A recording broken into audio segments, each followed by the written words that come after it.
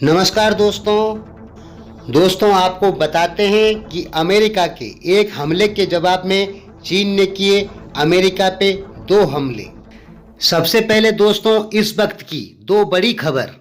पहली ये कि साउथ चाइना सी में अमेरिका, ऑस्ट्रेलिया, जापान, ब्रिटेन संयुक्त रूप से सैन्य अभ्यास करने वाले हैं चीन के घर पर जाके। और दूसरी बड़ी खबर कि ब्रिटेन ने अपना एयरक्राफ्ट कैरियर अमेरिका की मदद के लिए साउथ चाइना सी में भेज दिया है, यानी कहीं न कहीं चीन पर भारी दबाव। तो दोस्तों अब आगे बताते हैं आपको कि चीन और अमेरिका ने एक दूसरे पे हमले कैसे किए। सबसे पहले दोस्तों ये जानना होगा, जो आपको दिख रहा है कि इजराइल ने ईरान पर हमला कर दिया, उसके परमाणु संयंत्र, परमाणु ठिकाने नष्ट कर दिए। ये सब कुछ केवल और केवल अमेरिका का चीन पर हमला है।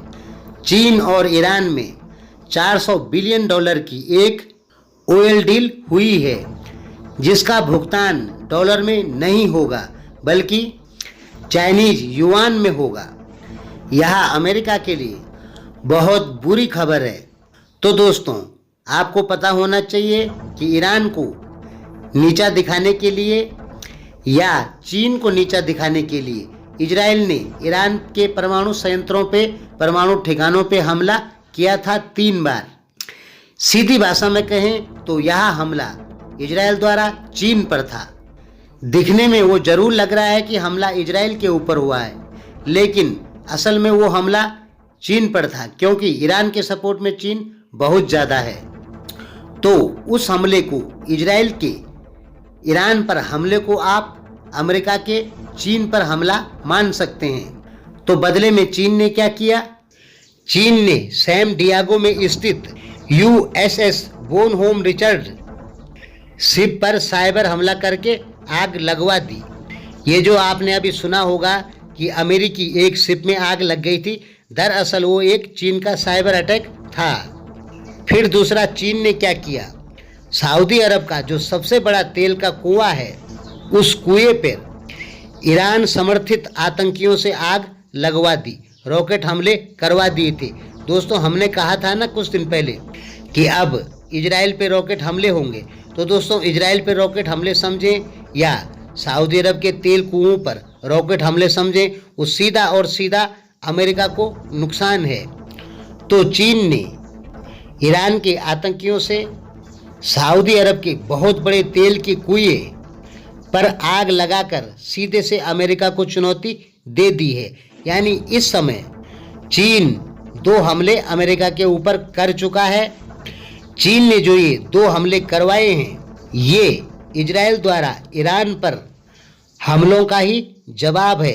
हालांकि देखने में आपको कुछ भी लगे, देखने में आपको लग सकता है कि ईरान और इजराइल में तनाव चल रहा है, लेकिन दोस्तों ईरान हुआ या इजराइल हुआ या पाकिस्तान हुआ या नॉर्थ कोरिया हुआ, ये सब मोहरे हैं, या नेपाल हुआ, ये सब क्या है? चीन और अमेरिका के मोहरे हैं। भारत यहाँ पे मोहरा बिल्कुल नहीं है। भारत यदि मोहरा होता तो जो ये सैन्य अभ्यास हो रहा है साउथ चाइना सी में, जापान, ऑस्ट्रेलिया, ब्रिटेन, अमेरिका का, और इसमें अब कनाडा को भी बुला दिया गया है, तो भारत भी इस सैन्य अभ्यास में जाता।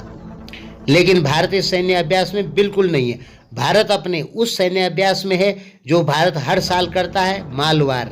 लेकिन ये जो अलग से सैन्य अभ्यास कर रहे हैं, इसमें भारत बिल्कुल नहीं है। इससे साफ पता लगता है कि भारत को मोहरा नहीं बना पाया अमेरिका, क्योंकि भारत का सीधा कहना है कि हम चीन से लड़ेंगे तो अपनी ताकत से लड़ेंगे। इसीलिए तो दोस्तों आपने देखा होगा, जब चीन से तनाव चल रहा था तो भारत रूस से जाके फाइटर प्लेन खरीदा, या इजराइल जो उसका परंपरागत दोस्त है भारत का, उससे खरीदा। फिलहाल अमेरिका से भारत ने किसी प्रकार का कोई हथियार नहीं खरीदा। तो मान सकते हैं कि भारत को मोहरा नहीं बनाया जा सकता है, जैसे कि Pakistan, Israel, north Korea, Iran, Nepal, Pakistan जो भी हैं, इन देशों को चीन और अमेरिका मोहरा बना लेते हैं, लेकिन भारत को नहीं बना पाते हैं। तो दोस्तों हम आपको क्या कहना चाह रहे थे? हम आपको ये कहना चाह रहे थे कि चीन की तरफ से 2 हमले हुए, अमेरिका की तरफ से एक हमला हुआ था ईरान के ऊपर, जो कि इजराइल ने किया था। उसी हमले के जवाब में चीन ने 2 हमले किए हैं। अब ये देखना होगा कि चीन के इन 2 हमलों के जवाब में अमेरिका क्या करता है। हालांकि अमेरिका ने हांगकांग को जो विशेष दर्जा देता था, वो दर्जा अमेरिका ने ख़त्म कर दिया है। अब वो चीन जैसा ही हांगकांग को मानेगा और वही दर्जा देगा हांगकांग को जो चीन को देता था। इससे क्या होगा कि चीन की अर्थव्यवस्था को बहुत भारी नुकसान होगा। अब आप अगले